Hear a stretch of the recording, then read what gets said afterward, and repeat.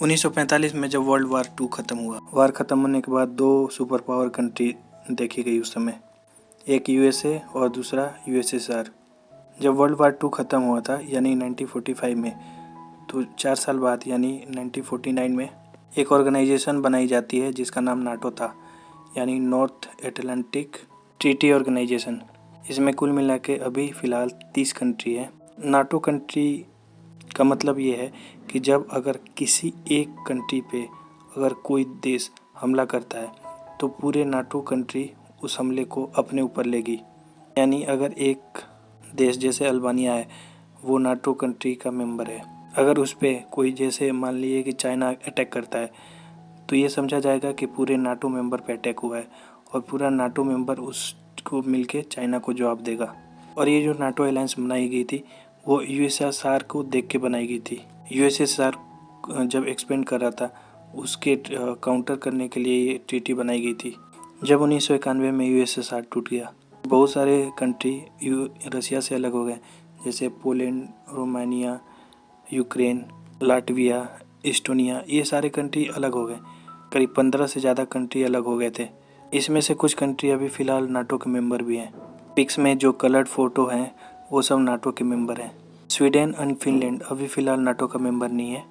2008 में यूएसए ने प्रपोज किया था यूक्रेन को कि आप भी नाटो का मेंबर बन सकते हैं। इसको लेकर रसिया काफ़ी खफा था। रसिया को यही डर लगा रहता है या इसी पे गुस्सा रहता है कि नाटो उसके खिलाफ़ ना चला जाए।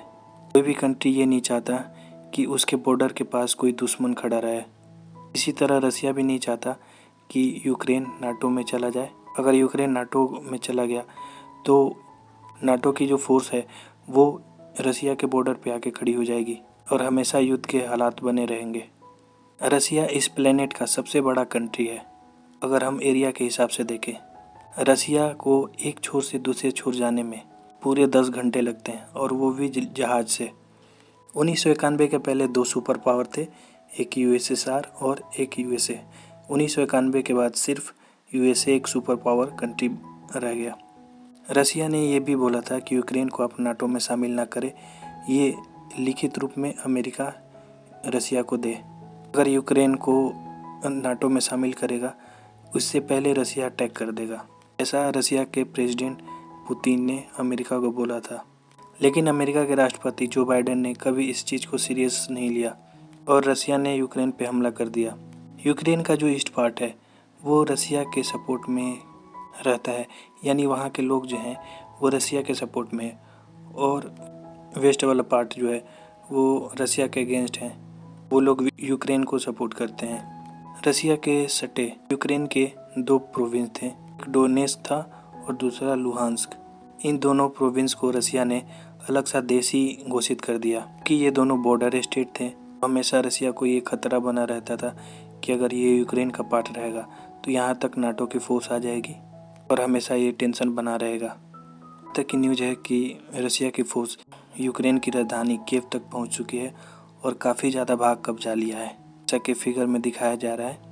यूक्रेन के राष्ट्रपति जेलेंस्की के अनुसार किसी ने मदद नहीं की, यानी जब नाटो मेंबर थे उन्होंने सिर्फ पहले यही बोला था कि आप रसिया अगर आएगा तो हम आपके साथ होंगे।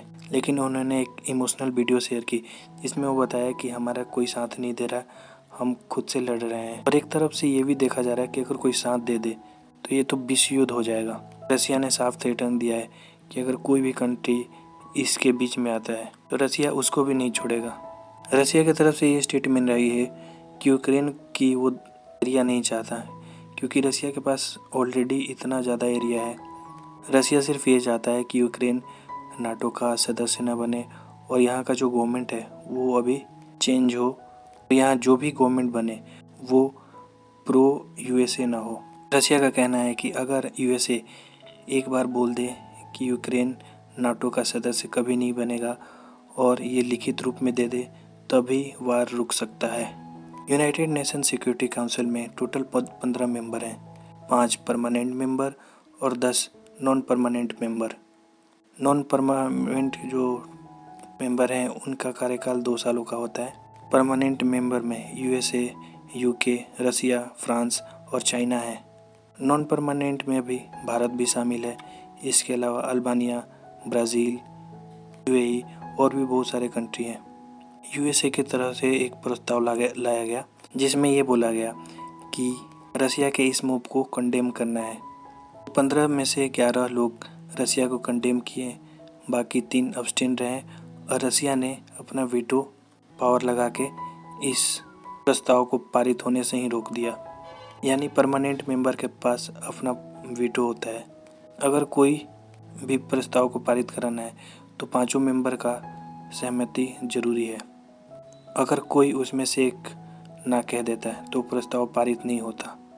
भारत, चाइना और यूएई इन तीनों कंट्रियों ने इससे अब्सटेन कर लिया, यानी इसमें हाँ भी नहीं बोला और ना भी नहीं बोला। इस मीटिंग के पहले भारत से अमेरिका के राष्ट्रपति पुतिन का कॉल आया था और उन्होंने बोला था कि वो अमेरिका के साथ दें। उन्होंने खूब समझाया था कि एक बार सिर्फ इस वीटो के द्वारा आप हाँ कह दें।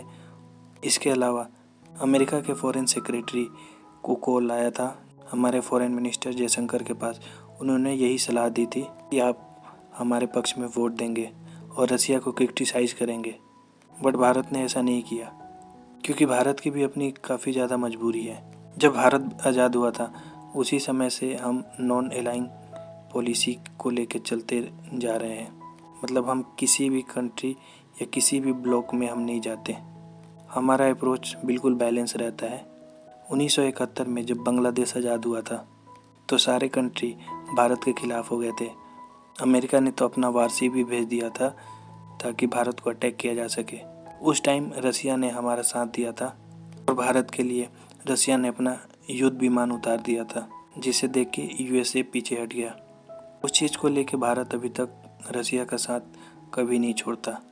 हमारा यूएसए से 15 से 16 साल पहले कुछ रिलेशन सुधरना शुरू हुआ है, लेकिन रसिया का साथ हमारा बहुत पहले से ही है। 75 साल से ऊपर का रिलेशन हमारा है।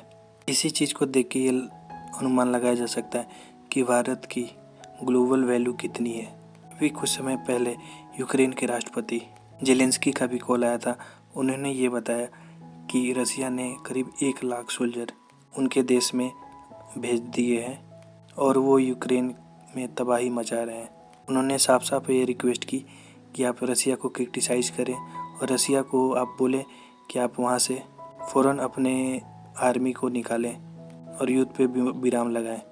रसिया के खिलाफ जो यूनाइटेड नेशन सिक्योरिटी काउंसिल में प्रस्ताव पारित नहीं हुआ, उसके बाद यूएसए इस प्रस्ताव को यूनाइटेड नेशन जनरल असेंबली में ले जाएगा, जहाँ पे 193 मेंबर हैं। वहाँ पे वोटिंग होगी। वहाँ पे भी इंडिया के लिए सबसे बड़ा चैलेंज है कि इंडिया रसिया के खिलाफ वोट करेगा या रसिया के साथ देगा या अब्सटेन करेगा। ये पूरा वर्ल्ड देखना चाहता है कि इंडिया का क्या स्टांस होगा। ये एक ग्लोबल हाईलाइट बना हुआ है कि आखिर इंडिया क्या करेगा। क्या इंडिया पहली बार रसिया के खिलाफ वोट करेगा? क्योंकि हम जानते हैं कि रसिया जो इन्वेजन किया है, यूक्रेन पे वार किया है, ये बिल्कुल जायज़ नहीं है। काफ़ी यहाँ सिविलियन भी मारे गए हैं, काफ़ी छोटे बच्चे भी मारे गए हैं। अभी देखने में आया था कि रसिया के मिसाइल ऊँची ऊँची इमारतों को भी डिस्ट्रॉय कर दिया है। अभी ये पता नहीं चल पाया कि कितने सिविलियन की जान गई है, लेकिन हम अनुमान लगा सकते हैं कि 500 से ऊपर की जान गई होगी। इंडिया के लिए सबसे मुश्किल सिचुएशन है। आने वाले कुछ दिनों में जापान में क्वाड की मीटिंग होगी। क्वाड यानी जापान, ऑस्ट्रेलिया, अमेरिका और भारत। भारत को छोड़ के तीनों कंट्री यानी तीनों क्वाड कंट्री वहाँ पे रसिया को क्रिटिसाइज़ करेंगे। वहाँ भी ये देखना होगा कि भारत रसिया को क्रिटिसाइज़ करता है कि नहीं। हमें लगता है कि भारत को अपना स्टांस देखना चाहिए, क्योंकि यहाँ पे सारा कंट्री अपना खुद का देखती है। अगर अमेरिका को यहाँ पे फ़ायदा होगा तो ही वो काम कर रहा है। भारत 50% से ज़्यादा जो डिफेंस के आइटम है वो रसिया से परचेज करता है, उनकी टेक्नोलॉजी वहाँ से मंगाता है। तो हमें ये सब पे भी ध्यान देना चाहिए। हम सिर्फ अमेरिका के कहने पे रसिया से रिश्ता ख़राब नहीं कर सकते। अगर भारत को क्रिटिसाइज़ भी करना है तो बैलेंस अप्रोच रख के क्रिटिसाइज़ करना पड़ेगा। फिर भी ये रास्ता आसान नहीं होगा। आने वाले दिनों में भारत के लिए काफ़ी ज़्यादा मुश्किलें होने वाली है।